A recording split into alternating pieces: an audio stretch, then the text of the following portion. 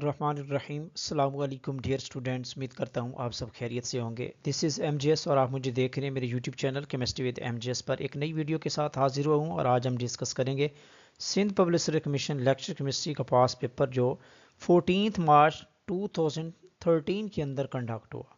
तो आज हम इस पेपर को कंप्लीट डिस्कस करेंगे। इससे पहले काफ़ी सारे हमने SPSC सब्जेक्ट स्पेशलिस्ट और लेक्चर केमिस्ट्री के पेपर्स हम डिस्कस करवा चुके हैं। आप हमारे यूट्यूब चैनल की प्लेलिस्ट को विजिट कर सकते हैं, तो वहाँ पे कंप्लीट फोल्डर बना हुआ है SPSC केमिस्ट्री पास पेपर्स के नाम से।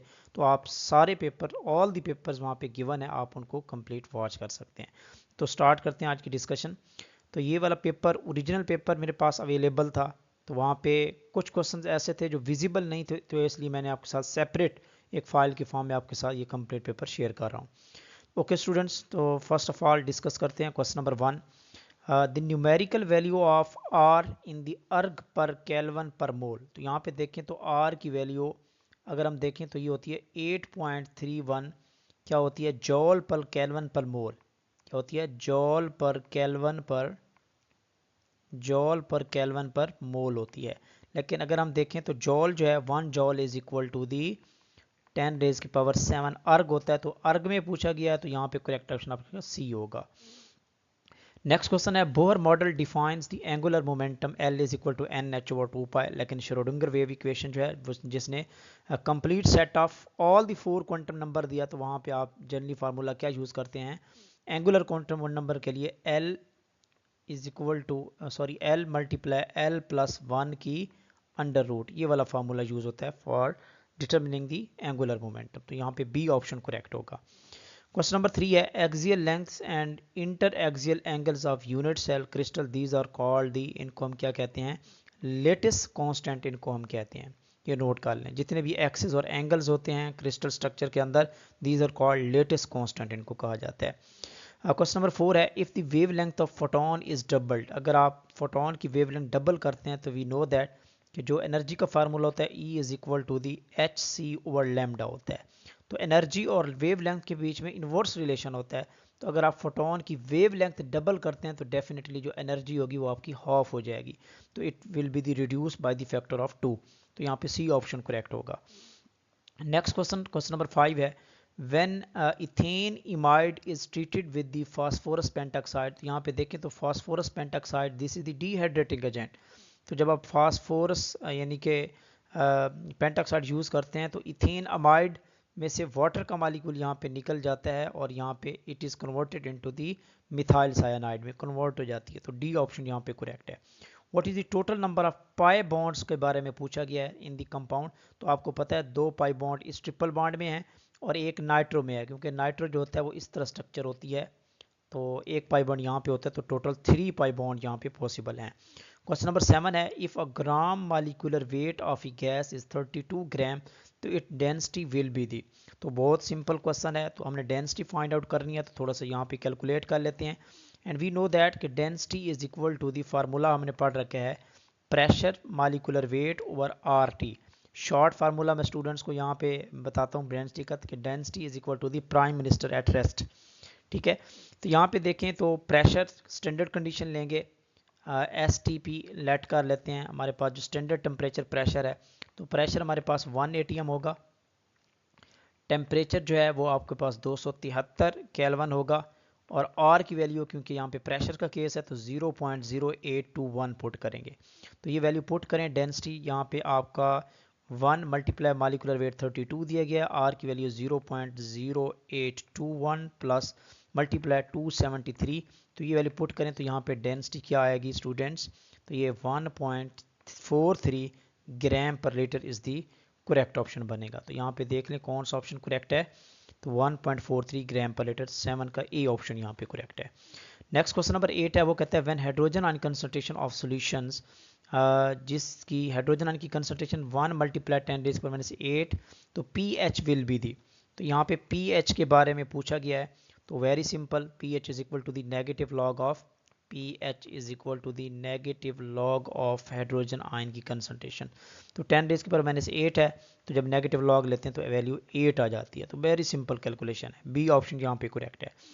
नेक्स्ट क्वेश्चन नंबर 9 है, what would be the transmittance reading at 0.25 absorbance, यानी कि एब्जॉर्बेंस की वैल्यू 0.25 है तो ट्रांसमिटेंस पूछी गई है। तो याद रखिएगा जब आपकी एब्सोल्यूट वैल्यू गिवन होती है एब्जॉर्बेंस या ट्रांसमिटेंस के लिए तो उसका फार्मूला हम यूज़ करते हैं कि एब्जॉर्बेंस, ये वाला फार्मूला यूज़ करते हैं, absorbance is equal to the minus log of transmittance. तो यहाँ पे आप ट्रांसमिटेंस देखें तो क्या बनेगा, ये absorbance is equal to the minus log of transmittance. तो यहाँ पे क्या दिया गया है, बेसिकली यहाँ पे एब्जॉर्बेंस की वैल्यू गिवन है, या आप इसको दूसरे वर्ड में ये भी देख सकते हैं कि यहाँ पे देखें तो यहाँ पे मैनिस लॉग ट्रांसमिटेंस की वैल्यू हमने फाइंड आउट करनी है, तो आप इसका एंटी लॉग ले लें। जब एंटी लॉग आप लेते हैं तो इसका आंसर जो है वो ऑलमोस्ट आपके पास बी ऑप्शन करेक्ट आ जाता है 0.56। क्वेश्चन नंबर 10 है which one of the following principal quantum number has the largest s orbital. तो डेफिनेटली जैसे जैसे शेल बढ़ते जाते हैं तो एस ऑर्बिटल की साइज भी बढ़ता जाता है। तो एन की वैल्यू 4, के एल एम एन शेल जो होगा उसमें एस ऑर्बिटल की साइज ग्रेटर होगा। तो डी ऑप्शन यहाँ पे करेक्ट ऑप्शन है, ये नोट कर लें ज़रा इसको। ओके नेक्स्ट क्वेश्चन है which of the following has a zero dipole movement. तो यहाँ पे जो ट्रांस 1,2 डाइक्लोरोइथेन है this has the zero dipole movement क्योंकि this has the symmetrical structure होती है, तो यहाँ पे डायपोल मूवमेंट इसका जीरो होता है। क्वेश्चन नंबर 12 है लॉर्ड माउंटबेटन रिप्लेस्ड, इसने किसको रिप्लेस किया था, वेवल को, लॉर्ड वेवल को रिप्लेस किया था। विच of the following bond would show the strongest absorption in the IR, इनमें से कौन सा बॉन्ड जो है वो स्ट्रॉन्गेस्ट एब्जॉर्प्शन रखता है। तो करेक्ट ऑप्शन आपका बी बनेगा, हाइड्रोजन ऑक्सीजन, बिकॉज हाइड्रोजन और ऑक्सीजन के बीच में यहाँ पे देखें this is the more polar bond है। तो यहाँ पे जितना मोर पोलर बॉन्ड होगा more will be the polarity, more will be the bond strength, जब बॉन्ड स्ट्रेंथ ग्रेटर होगी तो this will be the strong absorption in the IR, उसकी वेव नंबर की वैल्यू, फ्रीक्वेंसी की वैल्यू ग्रेटर होगी। तो B option यहाँ पे करेक्ट है। क्वेश्चन नंबर 14 है when the nucleophilicity of when the nucleophilicity of nucleophile bonded to an atom is greater than the expected it is known as, this is called alpha effect। तो यहाँ पे पूछा गया कि अगर आपके पास न्यूक्लियोफाइल है और उसके साथ जो बॉन्डेड एटम है अगर वो इलेक्ट्रॉन डोनेटिंग हो तो वो अल्फा इफेक्ट, यानी कि अल्फा इफेक्ट पे अगर कोई इलेक्ट्रॉन डोनेटिंग स्पीशीज मौजूद है तो उसकी न्यूक्लियोफिलिसिटी कैरेक्टर को और बढ़ा देगी। तो इसकी बेस्ट एग्जांपल है, अगर आप यहाँ पे देखें हाइड्रोक्सिल अमीन आपने पढ़ा होगा OH NH2। तो यहाँ पे देखें हमारे पास जो NH2 है amine basically act as a nucleophile क्योंकि इसके ऊपर लॉन पेयर है। इस तरह यहाँ पे देखें तो OH ग्रुप पे भी लॉन पेयर है, तो ये फर्दर लॉन पेयर को यहाँ पे डोनेट करेगी। जब ये डोनेट करेगी तो इलेक्ट्रॉन डेंसिटी इस नाइट्रोजन की और बढ़ जाएगी and it will behave more nucleophilic character. तो this is called the alpha effect, इसको कहा जाता है। ए ऑप्शन यहाँ पे करेक्ट है। 15 क्वेश्चन है the source of electromagnetic radiation used in the atomic absorption spectrophotometry. तो यहाँ पे hollow cathode lamp, this is the more suitable source है, बी ऑप्शन यहाँ पे करेक्ट है। Question number 16 which of the following pair cannot separated by the H2S within the dilute HCl। तो this is the second group radical है। तो आप कौन सा ग्रुप जो है यहाँ पे बेसिकली इनको आप सेपरेट आउट नहीं करवा सकते, कौन से पेयर को। तो यहाँ पे जो आपको करेक्ट ऑप्शन बनेगा वो ए ऑप्शन यहाँ पे करेक्ट है, एक बिस्मथाइन एंड टिन 9, बिकॉज क्योंकि जो टिन एंड बिस्मथाइन है these both belongs to the second group, ये दोनों जो हैं ये सेकेंड ग्रुप से बिलोंग करते हैं और दोनों प्रेसिपिटेट बनाएंगे। जब दोनों के प्रेसिपिटेट बनेंगे तो यू कैन नॉट डिफरेंशिएट। जबकि यहाँ पे देखें बाकी ग्रुप्स में देखें तो मरकरी जो है ये पीपीटी बनाती है, जो मरकरी है इस पेयर में, तो मरकरी जो है वो जनरली पीपीटी बनाती है जबकि एल्यूमिनियम रिएक्ट नहीं करता। इसी तरह इस केस में देखें तो कॉपर 2+ जो है ये भी सेकेंड ग्रुप से बिलोंग करता है, ये प्रेसिपिटेट बनाता है जबकि जिंक नहीं बनाता। इस तरह ये कॉपर बनाता है लेकिन सोडियम नहीं बनाता, तो आप इजीली उसको डिफरेंशिएट कर सकते हैं। एक के प्रेसिपिटेट बनते हैं दूसरे के प्रेसिपिटेट नहीं बनते, तो इस तरह आप इजीली डिफरेंशिएट कर सकते हैं। क्वेश्चन नंबर 17 है, तो ये भी बहुत सिंपल है, बस जस्ट स्टेटमेंट बड़ी है लेकिन थोड़ा सा समझे तो very easy.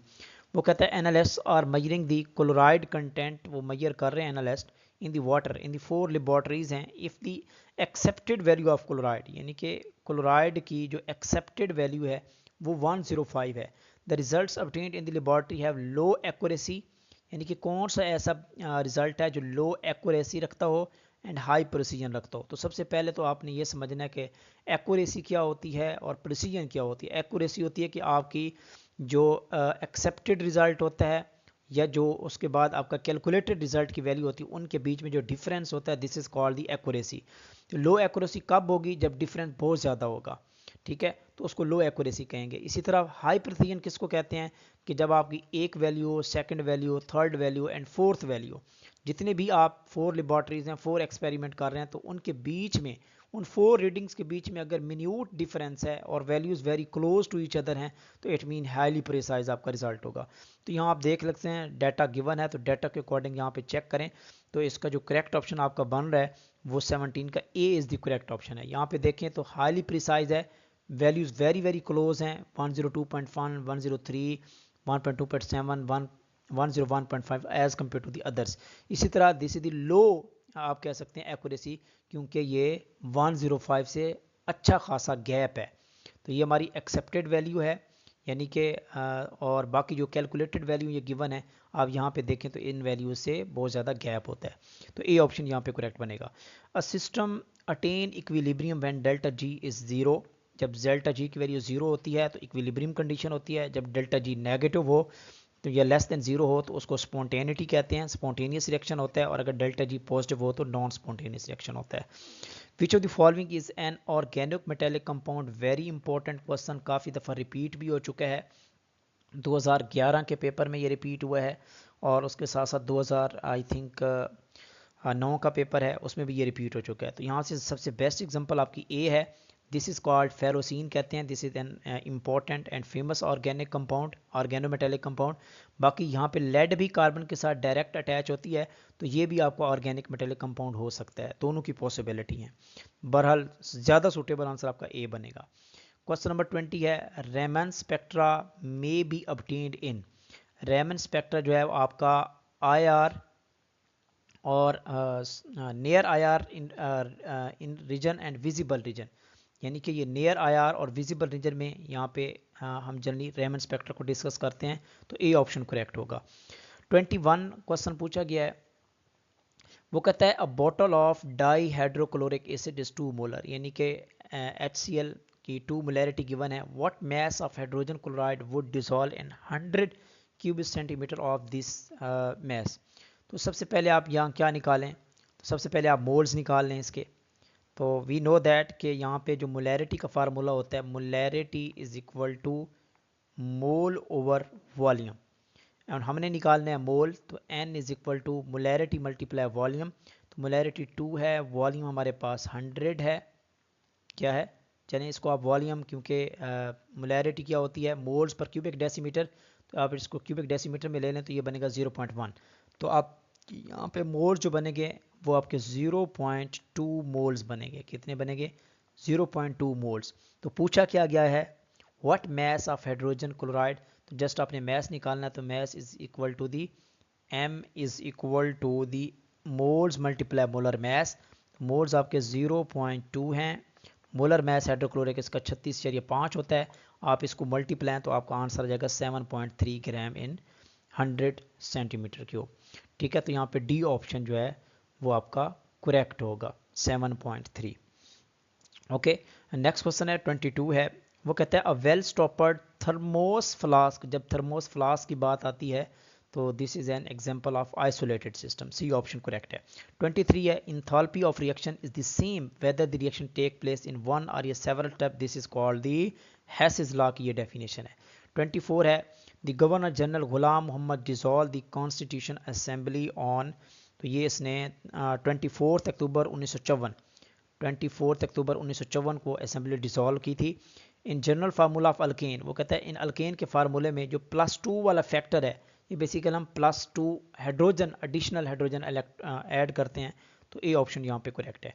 Teflon is a polymer of which monomer. This is called the tetrafluoroethene होती है। यहाँ पे देखें सी फ्लोरीन, फ्लोरीन टेट्राफ्लोरोइथीन इसको कहते हैं। तो यहाँ पे देख लें दिस इज दी F, यहाँ पे F होता है। तो दिस इज दी मोनोमर, और जब आप इसकी पॉलीमराइजेशन करवाते हैं तो उसके रिजल्ट में आपको पॉलीमर जो मिलता है दिस इज कॉल्ड टेफ्लॉन कहते हैं। The element having valence electronic configuration 3s2 3p5 है। जब 3 की बात है तो इसका मतलब है आपका जो पीरियड होगा वो थर्ड पीरियड होगा, और आपको पता है 2 और 5 7 आपके पास वैलेंस इलेक्ट्रॉन है, ठीक है, यानी कि 7th टोटल वैलेंस शेयर में इलेक्ट्रॉन है 7, तो it mean this belong to the 7th group. तो 27 का आपका जो करेक्ट ऑप्शन है वो आपका C is the correct option है। Third period and 7th group, तो ये हेलोजन से बिलोंग करता है।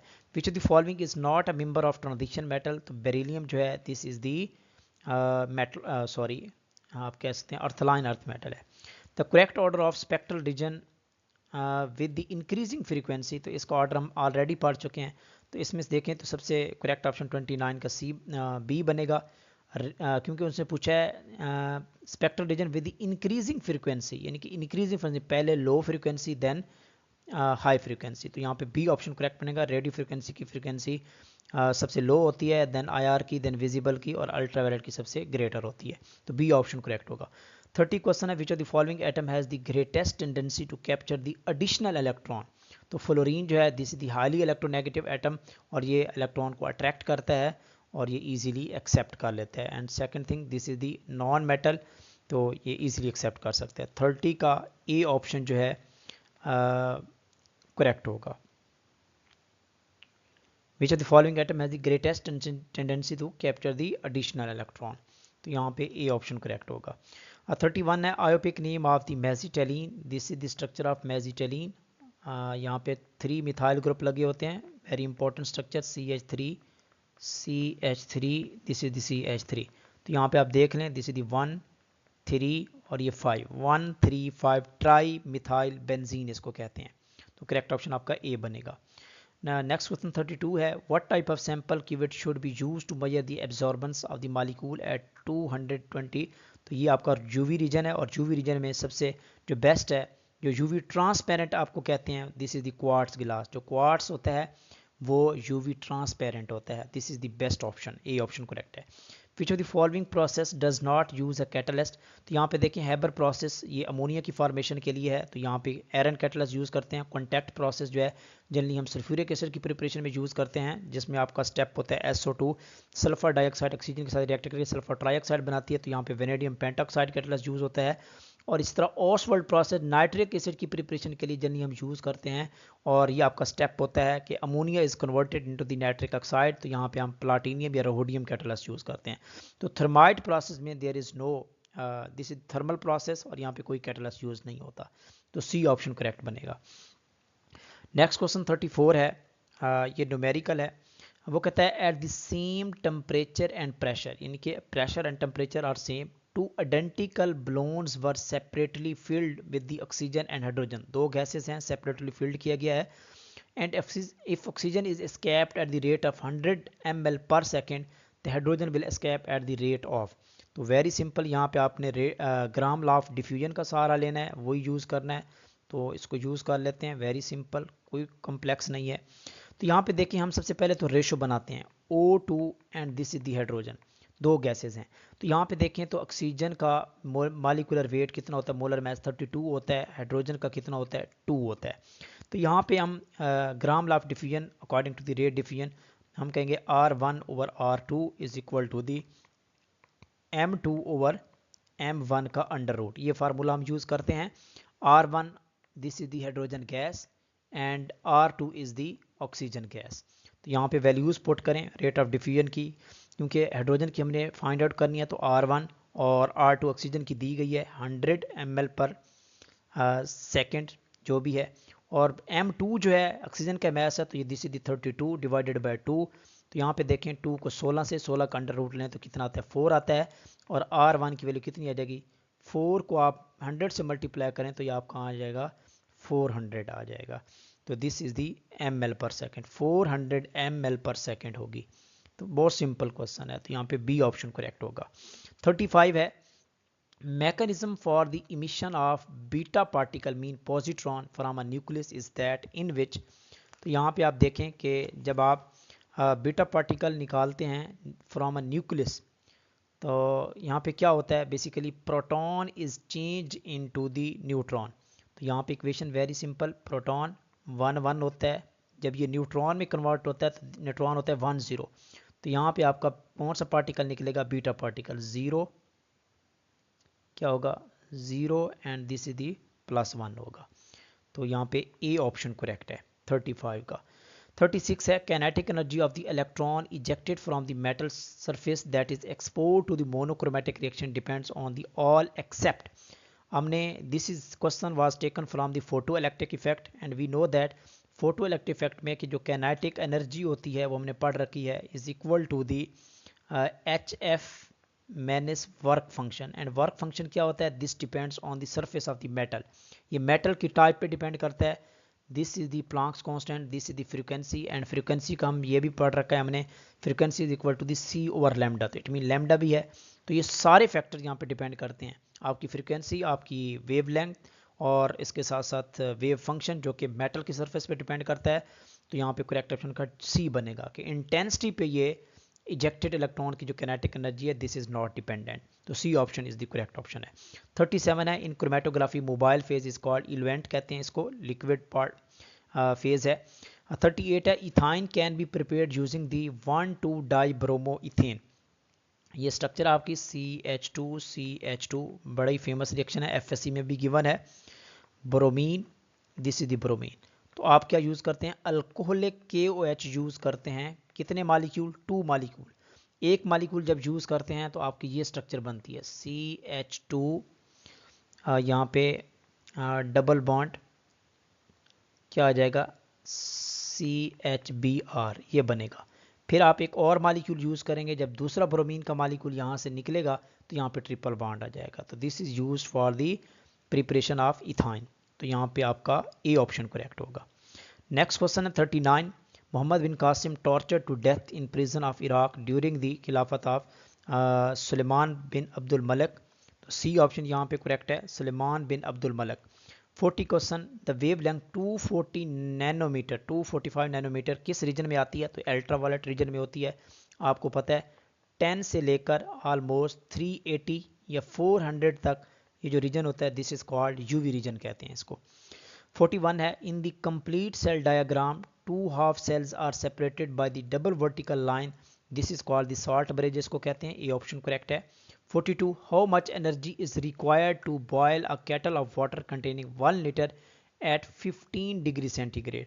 यहाँ पे एक्चुअली हम देखें तो जहाँ पे मुझे लग रहा है कि इसको टेम्परेचर देना चाहिए था, क्योंकि यहाँ पे हम यूज़ करते हैं बेसिकली हीट कैलकुलेशन के लिए फार्मूला जनरली हम यूज़ करते हैं Q इज़ इक्वल टू, ये बड़ी फेमस फार्मूला है, Q is equal to mass, उसके अलावा specific heat capacity of water and this is the del T हम यूज़ करते हैं जनरली। तो यहाँ इसको देना चाहिए, यहाँ पे टेम्परेचर इनिशियल और फाइनल टेम्परेचर भी देना चाहिए था, क्योंकि यहाँ पे उसने बॉइलिंग ऑफ वाटर की बात की है।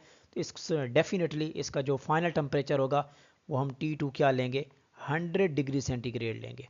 और जब इसको 100 डिग्री सेंटीग्रेड लेंगे तो डेल टी क्या आएगा, ये 15 डिग्री है, ये 100 है तो 85 आएगा। तो मैस कितना है यहाँ पे, तो मैस जो है वो यहाँ पे देखें क्योंकि 1 लीटर यहाँ पे उसने दिया है, तो 1 litre almost is equal to the 1 kg is equal to the, note करें यहाँ पे 1 litre is equal to 1 kg। तो इसलिए हम यहाँ पे 1 पुट करेंगे, 1 kg multiply specific heat capacity of water होती है 4.2 मल्टीप्लाई डेल्टा टी होता है 85 होता है। जब आप इसको मल्टीप्लाई करते हैं तो आंसर आपका आता है 355 kilo जॉल is the correct option है। तो यहाँ पे बी ऑप्शन करेक्ट बनेगा। एक क्वेश्चन पूछा गया कि buffer chemistry can be calculated by the following mathematical equation. तो 3-4 इक्वेशन दी हुई थी तो विजिबल नहीं थी, तो बहरहाल बफर कैपेसिटी का ये फार्मूला होता है, ये नोट कर लें इसको। क्वेश्चन नंबर 44 है the general pre requisite condition for the stable existence of interface between the phases.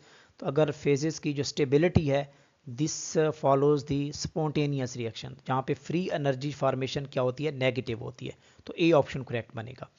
45 है formic acid and acetic acid can be distinguish by the mercurous chloride HgCl2 के साथ, क्योंकि आप देखें कि फॉर्मिक एसिड एक्ट करता है as a reducing agent, HCOOH जब ये रिएक्ट करता है HgCl2 के साथ, यहाँ पे ये एक्ट करता है एज अ रिड्यूसिंग एजेंट। तो इसके रिजल्ट में आपको मरकरी मेटालिक फॉर्म में मिलती है, वाइट PPT बनते हैं मरकरी के साथ, CO2 निकलता है और साथ HCl निकलता है। जबकि जो एसिटिक एसिड है this does not act as the reducing agent है और it does not react with the mercurous chloride, तो उससे कोई प्रेसिपिटेट कोई प्रोडक्ट नहीं बनता, तो आप इजीली डिफरेंशिएट कर सकते हैं। 46 है graphite is used in the nuclear reactor, most repeated question है, काफ़ी दफ़ा एग्जाम में आ चुका है। तो ये basically to reduce the speed of neutron के लिए हम यूज़ करते हैं in the nuclear fission reaction. 47 question है if 200 ml of gas is constant pressure is heated from 0 degree to 100 degree, the volume is corrected by the multiplier। तो यहाँ पे V1 भी दिया गया है, T1 भी दिया गया है जो कि 273 केल्विन बनेगा 0 डिग्री से 273 केल्विन, और 100 डिग्री पे 373 केल्विन बन जाएगा। तो V2 पूछा गया, तो यानी कि V1 over T1 is equal to V2 over T2। यहाँ पे हमने कैलकुलेट क्या करना है V2, तो जब V2 है तो यहाँ पे आपका देखें तो यहाँ पे T2 ऊपर चला जाएगा, V1 multiply T2 over T1।